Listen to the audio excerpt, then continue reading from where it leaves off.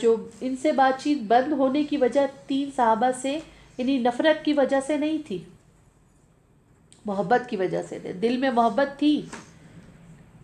دیکھیں دل پہ محبت تھی تو نبی کریم صلی اللہ علیہ وسلم جب وہ نماز میں مشغول ہو جاتے کعب تو ان کی طرف دیکھتے، اور جب وہ نماز سے یعنی فارغ ہو جاتے بیٹھتے کہ شاید اب اس سے بات کریں گے یا کچھ کریں گے تو آپ ان سے رخ موڑ لیتے.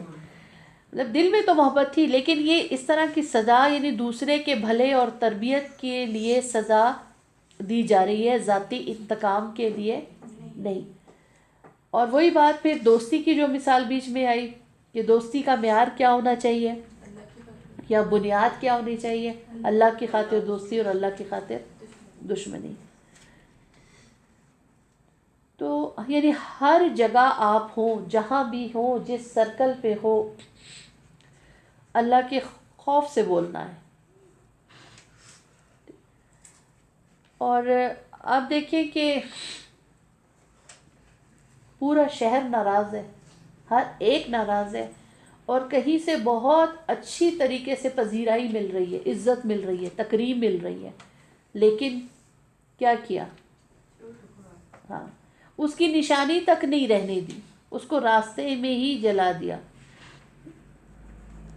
یہ ایک آزمائش تھی نا کہ جب کسی کو آپ کی قربانی کی پرواہ نہیں ہے تو آپ اپنے آپ کو ضائع کیوں کر رہے ہیں؟ ہمارے سامنے سچویشن ہو تو ہم کیا کرتے؟ پھر یہ کہ صحابہ میں یعنی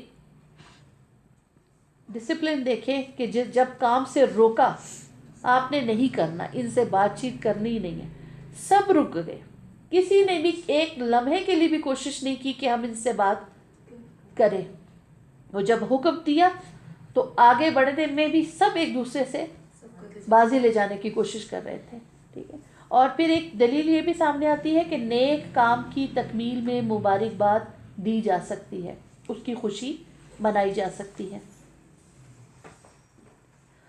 اور پھر جیسے ان کا صدقہ کرنا کہ گناہ سے توبہ کے طریقے میں صرف زمانی طور پر توبہ نہیں، عملی طور پر بھی صدقہ کرنا جو گناہوں کو دھو دیتا ہے. دیکھیں انہیں پتہ تو چل گیا کہ میری توبہ قبول ہو گئی ہے، پھر بھی اس کے باوجود بھی شکرانے کے طور پر کیا کیا؟ صدقہ کیا. جسے آپ لوگ کل بھی اپنی ریپیٹ آیتوں میں یہ پڑھ رہے تھے نا، ہاں وَكَفِّرْ عَنْكُمْ مِنْ سَيِّئَاتِكُمْ، کہ گناہ جو ہے وہ انسان سے دھل جاتے ہیں، اللہ تعالیٰ دھو دیتا ہے جب انسان صدقہ کرتا ہے. پھر اہم بات سامنے آتی ہے کہ سچے لوگوں کا ساتھ، کہ سچے لوگوں کا ساتھ دینا ہے.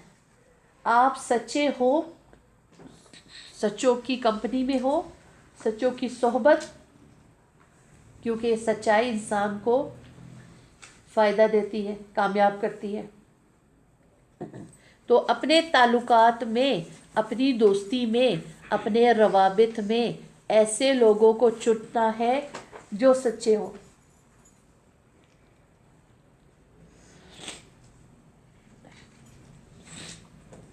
یہ سچے لوگ مل جائیں گے آپ کو آسانی سے؟ اچھا نہیں ہے سچے لوگ تو سچے بن جائے. جب آپ سچے خود ہوں گے نا، اللہ تعالیٰ آپ کو سچے لوگوں سے ضرور ملائے گا، ان کی صحبت، ان کی کمپنی، ان سے تعلق رابطہ ضرور ہوگا. لیکن پہلے خود تو سچے ہوں، سچ بولنے والے تو ہوں، کیونکہ منافق کی سب سے بڑی علامت بہت جھوٹا ہوتا ہے، اور مومن کی بڑی علامت سچا ہی ہوتا ہے، جھوٹ نہیں بولتا. اس معیار پہ آپ خود کو رکھیں. چھوٹی چھوٹی معمولی بات پر ہم جھوٹ بول دیتے ہیں، اور یہ جھوٹ انسان کو تباہ کرتے ہیں.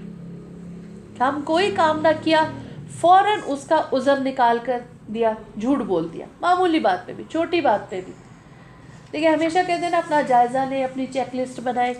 آپ اپنی چیک لسٹ میں یہ لکھیں، بجائے یہ کہ میں جھوٹ نہیں بولتی یا میں نے نہیں بولا، یہ لکھیں ایک دن کے اس میں کہ کیا عذر بہانے کے طور پر میں نے کوئی آج جھوٹ تو نہیں بولا. یہ تو ہم کہیں گے آج میں نے کوئی جھوٹ نہیں. عذر اور بہانے کے طور پہ کسی بھی چھوٹی سی بات میں کوئی جھوٹ تو نہیں بولا. ہم ایسا کر جاتے ہیں نا، اور اس کو ہم اپنی ضرورت سمجھتے ہیں. اس سے بچنے کی ضرورت ہے. اور بعض جھوٹ جو ہے یعنی ان میں مبالغہ آرائی، چھوٹی سی بات، چھوٹی سی مشکل، اس کا پہاڑ بنا دیتے. یعنی جتنا بڑا وہ ہے نہیں، جتنا بڑا اس کو ہم بنا دیتے ہیں.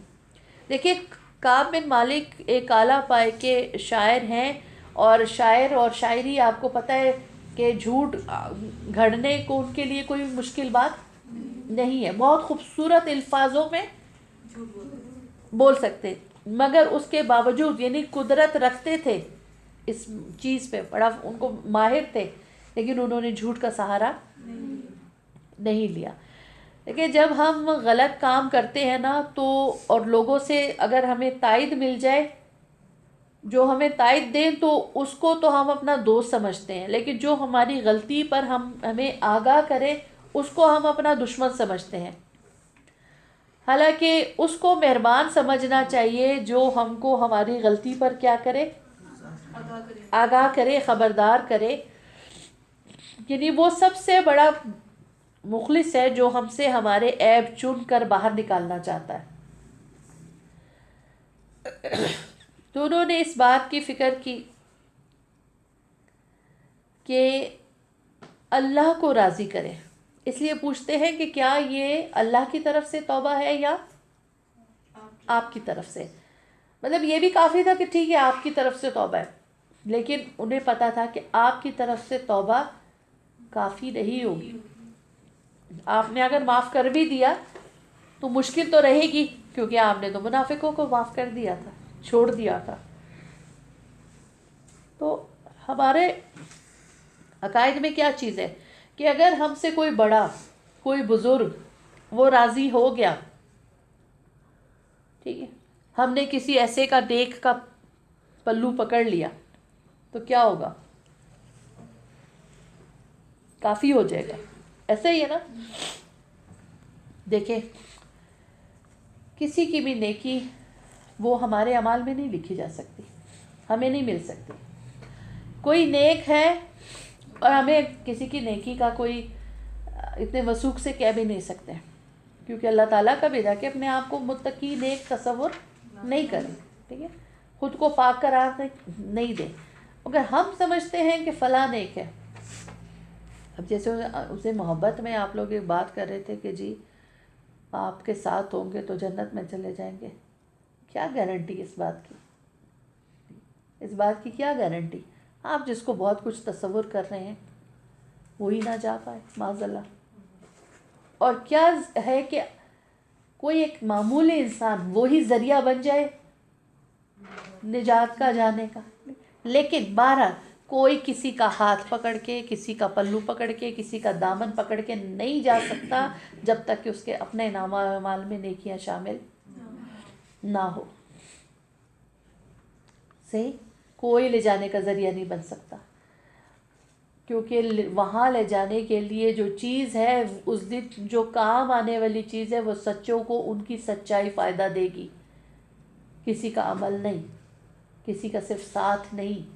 ہاں نیک لوگوں کا ساتھ مانگنا چاہیے، ان کی صحبت اختیار کرنی چاہیے، اس کی کوشش ہونی چاہیے، لیکن کسی کی نیکی آپ کو بچا دے گی یہ تصور ہی غلط ہے. کیونکہ ہم کیسے کہہ سکتے ہیں، گارنٹیڈ تو نہیں ہے ہمیں نیک شخص نظر آنے والا، واللہ عالم وہ نیکی کے کس درجے پر ہے اور اس کے ساتھ اس کا رب کیا معاملہ کرنے والا ہے. صحیح. تو اصل چیز کیا ہے؟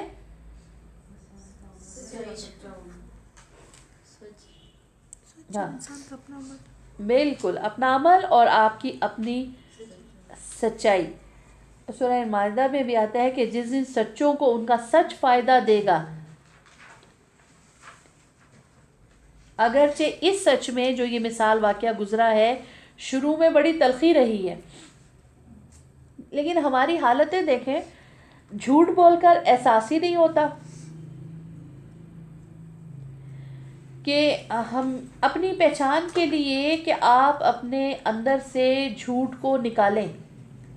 وہ جب ہی نکالیں گے جب ہمیں پہچان ہوگی کہ ہمارے اندر جھوٹ ہے. اور یہ جو آیت کا یہ حصہ اسی کا آتا ہے نا، حتی اذا ذاقت علیہم بما رحبت وضاقت علیہم انفسہم وظنوا، اس آیت کو یہاں سے بڑا سخت حصہ ہے. وظنوا اللہ ملجا من اللہ الا الیہ، مگر انہوں نے یقین کر لیا کہ نہیں کوئی جائے پناہ اللہ سے مگر طرف اسی کے. کوئی جائے پناہ اللہ کے سوا نہیں ہے. اس لیے پوچھ رہے ہیں کہ معافی آپ کی طرف سے ہے یا معافی اللہ کی طرف سے ہے. تو ہم دیکھیں کہ ہم اس حصے کو کوئی خاطر میں لاتے ہیں کہ کوئی جائے پناہ نہیں ہے مگر یہ کہ طرف اسی کے. یعنی انہوں نے یقین کر لیا، ان کے نفسوں نے یہ یقین کر لیا. ہمارے نفسوں نے کیا یقین کر لیا؟ ہر غلط کام کر کے، ہر جھوٹ بول کے اللہ غفور الرحیم ہے. ہمارا نفس یہ یقین کیے ہوئے بیٹھے، ہمارا ظن یہ ہے، ہمارا گمان یہ ہے. ٹھیک ہے، ہمارے یعنی ہمیں زوال کی پستی میں کھڑا کر دیا یہ اس سوچ نے کہ اللہ غفور الرحیم ہے. کام چوری کر کے، نکما پن کر کے ہم کیا کہتے ہیں؟ اللہ غفور الرحیم ہے. صحابہ کو نہیں پتا تھا کہ اللہ غفور الرحیم ہے. یہ صفت اللہ تعالیٰ کی ان سے کیا چھپی ہوئی تھی، انہیں پتا نہیں تھا. اور ان تین کو یہ پتا نہیں تھا کہ اللہ غفور الرحیم ہے. آپ دیکھیں کہ 2 کالم بنائیں. ایک کالم میں لکھے اللہ غفور الرحیم ہے، ہم غلط کام بھی کریں، نکمے بھی ہوں، سست بھی ہوں، آگے لکھ دیں اللہ غفور الرحیم ہے. اور ایک میں لکھ دیں وَظَنُّوا اللہ ملجا من اللہ، اس کے سوا کوئی جائے پناہ نہیں ہے. دیکھیں صحابہ اتنے بڑے بڑے کارنامے کر کے بھی تسلی پر نہ تھے. نیت کے صاف ہونے کے باوجود بھی تھوڑی سی غلطی پر ان کی اتنی بڑی پکڑ ہو گئی، سزا مل گئی. 50 دن اس سزا کو بھگتا. ہماری تو نیت بھی درست نہیں ہے، جبکہ وہ تو نیت میں بھی اچھے تھے، اخلاص والے تھے. ٹھیک ہے، تو سمجھ آتی ہم اصل میں اپنے دشمن خود ہیں. جب تک اپنی اس دشمنی میں سے نہیں نکلیں گے تو ہمیں کوئی سیدھا راستہ نہ دکھا سکتا ہے نہ چلا سکتا ہے. اللہ تابہ ہوا لیکن کتنے دن بعد؟ 50. اچھا اب یہ 50 دن جو ہے نا انہوں نے مطمئن ہو کر نہیں گزارے، اپنے گھروں میں مصروف اور مشغول نہیں رہے، کاروبار میں مصروف نہیں رہے، یا ایسا بھی نہیں کیا کہ دوسری طرف منافقین سے جا ملتے کہ چلو ان سے مل کر اور ہم اپنا کچھ معاملہ کر لیتے ہیں. مضطرب رہے، بے چین رہے کہ انہیں یعنی اللہ رسول کی دوری کے احساس نے اتنا بے چین کر دیا کہ انہیں کسی چیز میں چین ہی نہیں آتا تھا، کسی گوشے میں انہیں قرار ہی نہیں ملتا تھا. رات دن صرف گریا، رونا، توبہ